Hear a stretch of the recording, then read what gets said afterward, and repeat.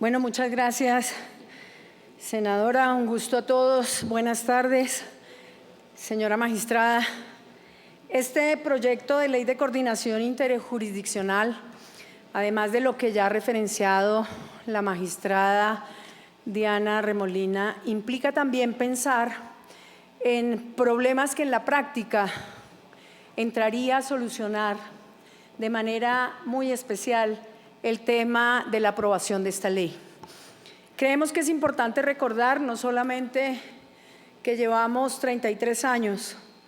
en donde efectivamente no existe la garantía al derecho de la autonomía indígena, sino que además también se necesita unas leyes y unas normas claras para la interactuación de las diferentes jurisdicciones. Dentro del proyecto de ley de coordinación interjurisdiccional, además de que fue consultado con muchos de los grupos étnicos, pensamos claramente que esto significó la retroalimentación de diferentes visiones y de diferentes propuestas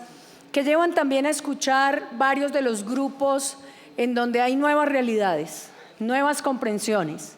en donde definitivamente muchos de los grupos étnicos nos han dicho también que hay un punto de partida muy importante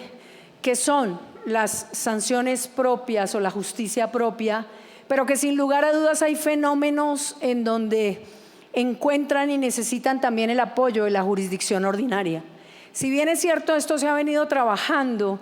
en torno a una práctica consuetudinaria en algunos casos, sí es importante tener reglas claras que nos permitan establecer los marcos en donde se regula cada uno de estos aspectos. Hay temas que son temas muy complejos y temas que significa también apuntarle a fenómenos que en algunos casos también necesitan mecanismos especiales. Y aquí les voy a contar el tema de la coordinación entre la jurisdicción ordinaria y la jurisdicción indígena, que hasta ahora se empieza a ver en un ejercicio piloto de la necesidad de entender también centros de armonización dentro del sistema regular. Le estamos apostando a sistemas carcelarios que entiendan las dinámicas de armonización y de equilibrio más que las dinámicas punitivas dentro de este contexto. La creación de este proyecto de ley recogió las decisiones de las altas cortes, sí, y también todo el elemento que nos brindaron las personas que interactuaron, 116 grupos étnicos representados en varias estructuras o instituciones, pero también el diálogo permanente y la construcción permanente con elementos que significaban reforzar el apoyo técnico, científico y jurídico entre las autoridades, los operadores y los colaboradores del sistema judicial nacional y las autoridades de los pueblos indígenas. Es importante decir que al abordar e incluir todas estas demandas del movimiento indígena y las posturas de las entidades judiciales, se produjo una articulación que fue aprobada en mesas, en diferentes mesas, durante más de 1 año y medio, dirigidas por el Consejo Superior de la Judicatura, el Ministerio de Justicia. Y desde ese punto de vista también debemos entender que en Colombia existen varias jurisdicciones y era necesario recordar esta jurisdicción para los pueblos indígenas. Esto implica un pluralismo jurídico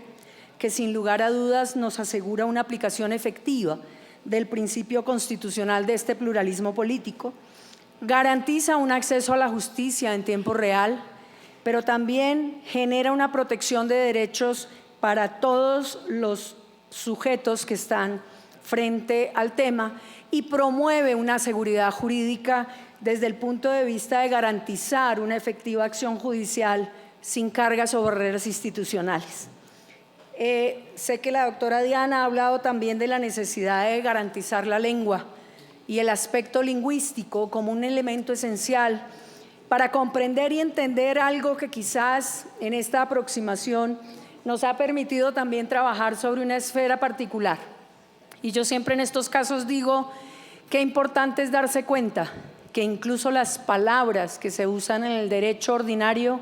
no tienen a veces correspondencia en las lenguas indígenas. Qué importancia darnos cuenta de que lo que para ustedes y nosotros resulta importante, como es el concepto de armonización y de equilibrio, significa también entender que hay diferentes comprensiones y transmisiones que necesitan garantizar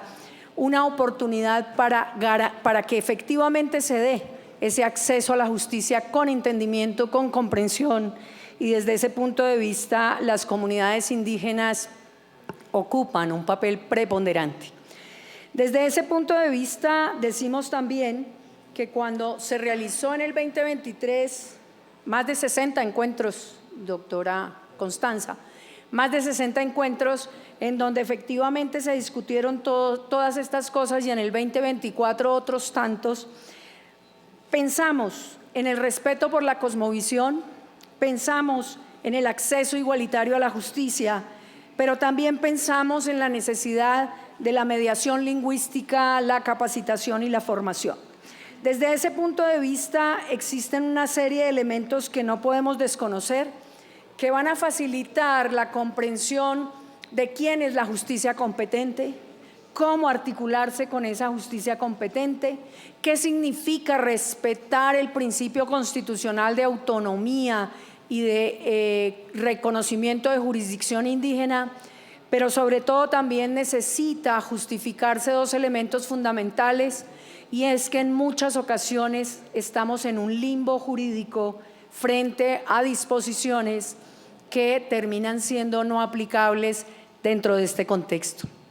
Ahí queremos entonces apostar y apoyar a lo que sin lugar a dudas termina siendo fundamental y un elemento importante. Simplemente para comentarlo en esta sesión de audiencia pública, el tema del concepto de hacienda significa también entender el pago y el aporte gradual que se va a hacer a medida que se va generando esta realización de la justicia indígena. Esto es muy importante desde el punto de vista de cómo entender también que en este caso en particular nosotros tenemos un concepto de hacienda que nos dice que va a haber un gasto gradual, y ese gasto gradual dependerá también de cómo se estructura esta jurisdicción indígena.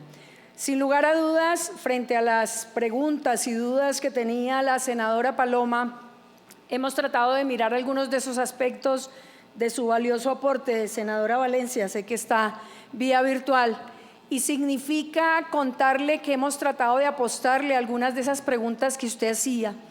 y después ya tendremos tiempo, cuando se mejore, espero que sea pronto,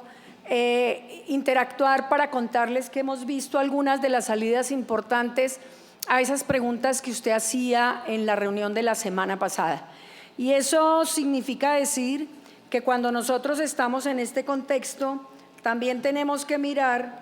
cómo hay desafíos en el acceso a justicia y en el derecho constitucional